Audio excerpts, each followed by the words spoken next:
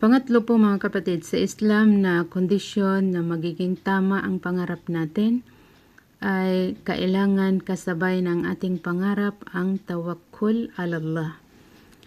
Ang pagpapaubaya kay Allah sa ating sarili.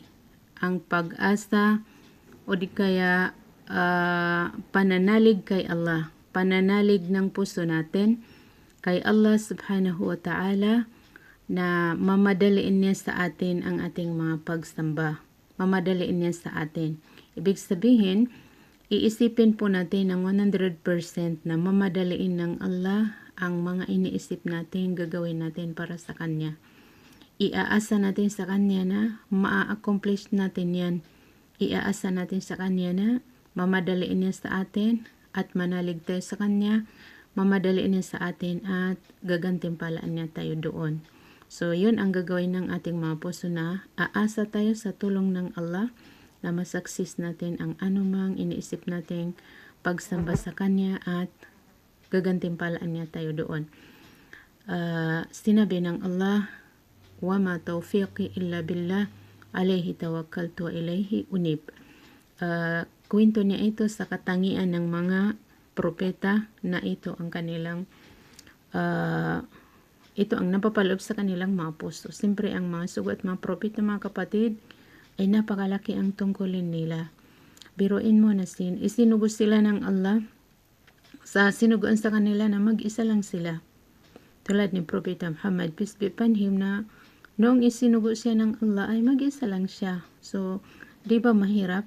Tulad mo ngayon, kung iobligado ka ng Allah na uuwi ka sa inyong bayan, tapos may dala kang message ng Allah na ihahatid mo sa kanila. So, paano ka ba magsisimula? Paano ka magsisimula upang ihatid mo ang mensahe na dala mong mensahe? So, di ba mahirap yan? So, ang dala ng mga propeta at mga sugo na puso ay may kasabay na tawakkul, pananalig at pag-asa kay Allah. Nananalig ang kanilang mga puso, ibig sabihin nagtatawakal sila. Nananalig sila at umaasa sila na hindi sila pababayaan ng Allah. Umaasa sila na masasaksis nila ang kanilang mission. So, natupad po mga kapatid sa Islam na nag-success ang kanilang mission. Ang proof natin ay si Propeta Muhammad, peace be upon him, ay hanggang ngayon ay inaani natin ang liwanag ng Islam na napakalayo ang agwat natin sa kanya. Ngayon ay 1446 pala. 1446 ngayon, 1446 years ago, nakalipas ang pagkasugo ni Propeta Muhammad, peace be upon him. So, tingnan natin kung gaano ba tinulungan ng Allah na naging successful ang kaniyang mission. Ano ang mission na pinagawa sa kanya? Ang maihatid sa mga tao ang katotohanan. Maihatid sa mga tao ang la ilaha illallah. At ang napapaloob dito na mga turo. So, yun ay ano ang kapital nila, mga kapatid sa Islam? Ang kapital nila ay ang tawakkul.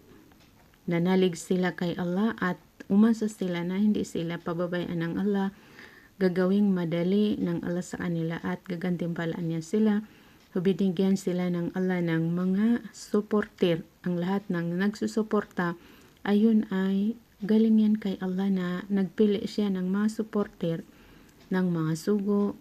Sino ang ginawa ng mga supporter ng huling sugo na si Propeta Muhammad, peace be upon him? Ang pinili niyang mga supporter ni Propeta Muhammad, peace be upon him, ay ang mga sahaba. Yung lahat ng sumuporta sa kanya. So, ganun din po, ngayon na sinuman ang nagsusuporta sa mga scholars natin, mga propagator natin, ay napakalaki ang kanilang gantimpala. At yun ay biyaya ng Allah dahil sila ang pinili ng Allah na magdadala sa kanyang relihiyong Islam. So, yun po ang kapital ng mga taong nagdadala sa relihiyon ng Allah subhanahu wa ta'ala dahil ang alam natin na ang kapalit ng mga propeta ngayon ay ang mga scholars natin na nagpapatuloy sa papalaganap ng relihiyon ng Allah subhanahu wa ta'ala, pagpapaunawa sa sangkatauhan kung ano ang totoong relihiyon para sa kanilang kaligtasan. So napakalaki po itong kapital, individual man o pang community, pangkalahatan ay ang kapital natin ay ang tawakkul ala Allah. Wa ma tawfiqi illa billah. Wala akong tawfiq maliban sa itatawfiq ng Allah. Ibig sabihin, wala akong maiisip na mabuting gagawin ko. Wala akong maiisip na sasabihin ko maliban sa ipapaisip ng Allah. Yun po ang tawfiq. Ang ipaisip sa iyo ang gagawin mo mabuti. Pagkatapos ay mamadaliin ng Allah sa iyo. Pagkatapos ay masasukses mo. So yun ang tawfiq. So wala akong tawfiq, sabi ng mga propeta at sugo maliban kay Allah. Maliban lang sa itatawfiq ng Allah sa atin. Kung ano man ang success natin na trabaho, mga event, ayun ay tawfiq ng Allah subhanahu wa ta'ala. Alayhi tawakkaltu, sa kanya ako nananalig, sa kanya ako umaasa, wa ilayhi unib, at sa kanya ako pabalik-balik. Lahat ng aking trabaho, lahat ng aking plano, lahat ng aking gawa ay bumabalik ako kay Allah upang humingi ng tawfiq, upang humingi ng tulong, upang humingi ng suporta, upang madaliin niya sa akin ang aking gawa, upang matuto ako mangarap. So, habang nangangarap po ang ating mga puso, ay kasabay niya ang tawakkul kay Allah subhanahu wa ta'ala. Pangatlong kondisyon at panglas, kasi tatlo lang ito mga kapatid sa Islam, tatlong kondisyon ng pagpangarap. Una ay kailangan may kasabay na trabaho. Pangalawa ay kailangan kasabay ni ang tawakkul. Pangatlo ay kailangan kasabay ni ang mabuting pag-iisip kay Allah subhanahu wa ta'ala. So, ano po ang iisipin natin? Iisipin po natin na tatanggapin ng Allah sa atin ang ating ginagawa. Iisipin po natin na gagantimpalaan niya tayo sa ating ginagawa. Iisipin po natin na tutulungan niya tayo. So, kasabay doon na huwag nating asahan na huwag tayo umasa sa ating mabuting gawa. Huwag tayo umasa sa ating mabuting gawa. Sisiguraduhin natin sa ating mga sarili na tutulungan tayo ng Allah, gagantimpalaan niya tayo doon, di niya tayo pababayaan, at huwag po tayo umasa na makakapasok tayo sa paraiso ng dahil sa effort natin. So ang effort po natin ay paraan lang, dahilan lang na maipasok natin sa paraiso, pero kung yun ang lalagyan natin ng value para maparaiso tayo ay not enough mga kapatid sa Islam. Kahit sa 24 hours ay magtrabaho ka ng kahit lahat ng kaya mo ay not enough pa upang ibili mo sa paraiso. So paano po tayo makapasok sa paraiso? Hindi sa gawa natin, kundi dahil sa awa ng Allah subhanahu wa ta'ala. Kaya, iidukit po natin sa ating mga sarili na huwag natin ipagmalaki ang ating gawa. Dahil ang na-accomplish natin na mabuting gawa, tulad halimbawa, nakapagdasal ka, nakapag-fasting ka, yun ay gantimpala ng Allah. Yun ay biyaya ng Allah sa'yo. Tawfiq niya sa'yo. Una, ipinaisip niya sa'yo. Binigyan ka ng lakas na loob, halimbawa na mag-fasting ka. Binigyan ka ng lakas na pangangatawan, pinamahal sa'yo. Kaya galing yan lahat kay Allah na hindi natin pwedeng ipagmalaki. So ano po ang gagawin natin? Pupuriin lang po natin dyan ang Allah. Alhamdulillah dahil nakapag-fasting ako. Alhamdulillah dahil nakapag-dasal ako. Alhamdulillah lahat ng accomplishment natin kay Allah subhanahu wa ta'ala ay puriin natin doon ang Allah. Yun ang pagpapasalamat natin, na pag nagpasalamat tayo kay Allah ay dadagdagan pa niya tayo sa mga future na oras natin. So, i-guilty po natin ang ating mga sarili na not enough pa ang pagsamba natin. Not enough pa ang ginagawa nating mabuti para hindi tayo makaasa. Ang isipin natin ay hindi tayo pababayaan ng Allah, gagantimpalaan niya tayo at tutulungan niya tayo sa anumang pinampangarap natin na gusto natin gawin, gusto nating ipagsamba kay Allah subhanahu wa ta'ala. Sabi ng Allah, wa ma bikum min ni'matin fa min Allah. Thumma idha massakumud durru fa ilayhi tuj'arun. Taj'arun, Surah An-Nahl, verse 53. Kahit anumang bagay na nasa inyo ngayon ay fa min Allah. Kahit anong biyaya na nasa inyo ay galing yan kay Allah. So, ano ang biyaya mga kapatid sa Islam na nasa atin ngayon? Marami po. Ang sabi ng Allah, hindi natin kayang bilangin. So, totoo po siya.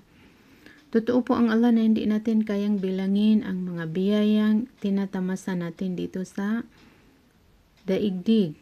Kahit yung mga sarili lang natin ay hindi natin kayang bilangin kung ilang beses na ba tayo nasarapan kumain, ilang beses na ba tayo nasarapan matulog, ilang beses na ba tayo nakaligtas, ilang beses na ba tayo nagkasakit at gumaling. So, yun po ay mga biyaya ng Allah. Hindi natin mabilang ang nakita ng ating mga mata, narinig ng ating mga tainga, natikman ng ating mga panlasa. So, lahat-lahat po ay biyaya ng Allah subhanahu wa ta'ala. Subalit, ang pinakamalaking biyaya niya sa atin ay ang naging Muslim tayo. Naging Muslim po tayo. Kasi ang mga hindi Muslim ay kahit ang saya-saya nila dito sa daigdig ay ang bagsak nila ay parais o imperno. So, wala ring kwenta ang kanilang buhay. Dahil pagdating natin sa kabilang buhay na iimpernohin na ang mga hindi Muslim, ang mga hindi nakinig, hindi naging masunurin kay Allah, ay tatanungin sila kung matandaan ba nila yung enjoyment nila sa daigdig. Sasabihin nila na parang saglit lang. So, tingnan mo, mawawala ang kasaysayan nila dito sa daigdig dahil makikita na nila ang imperno na doon sila ilalagay, wal iyadu billah. So, yan po mga kapatid sa Islam, ang napakalaking biyaya ng Allah sa atin na naging Muslim tayo, naging mananampalataya tayo, naging aktibo tayo sa Islam. So, napakalaking biyaya ng Allah na sinabi niyang anumang biyaya na nasa inyo ngayon ay fa min Allah, galing yan kay Allah. So, summa idha massakumud-dur, pagkatapos ay pag dinapuan kayo ng kapinsalaan, nagkasakit kayo, nagkaroon kayo ng malaking problema, fa ilayhi taj'arun, ay doon naman kayo sumisigaw kay Allah na magpapatulong kayo. So, tingnan nyo, pag nagkaroon tayo ng malaking problema ay sisigaw ang tao, iiyak upang humingi ng tulong kay Allah subhanahu wa ta'ala. So, kailangan mga kapatid sa Islam na maunawaan natin na makakapasok tayo sa paraiso ng dahil sa biyaya ng Allah subhanahu wa ta'ala, hindi dahil sa trabaho natin. So, ang paraiso po ay hindi yan ang price. Ang trabaho natin ay hindi yun ang price ng paraiso. Kundi, ang trabaho natin ay dahilan lang na makakapasok tayo sa paraiso at yun ang pagkakaiba-iba ng pangkat.